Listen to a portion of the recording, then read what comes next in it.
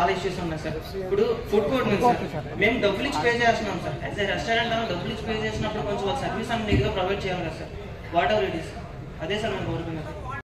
Okay sir, ఇక్కడ బయట నుంచి తెచ్చుకుంటే నాకు మళ్ళీ ఏమైనా ఫుడ్ పాయిజన్ వస్తే మళ్ళీ క్యాంపస్ మీదకి వెళ్తుంది. ఓకే సార్, బట్ ఇక్కడ తినకుండా మాడిపోనా సార్. నేను ఇంటికి వెళ్తే అసలు ఇంత బక్కగా ఉన్నాను సార్. నేను ఇంత బక్కగా ఏం పంపిస్తాను. వెజ్ వాళ్ళకి అస్సలు లేదు సార్. ఈ క్యాంపస్ లో చూడలేదు సార్. మా ఫ్రెండ్స్ ఎవరైనా వెజ్ వాళ్ళు వస్తారంటే నేను రావద్దని చెప్పాను. మొక్కం మీద చెప్పాను సార్ రావద్దు.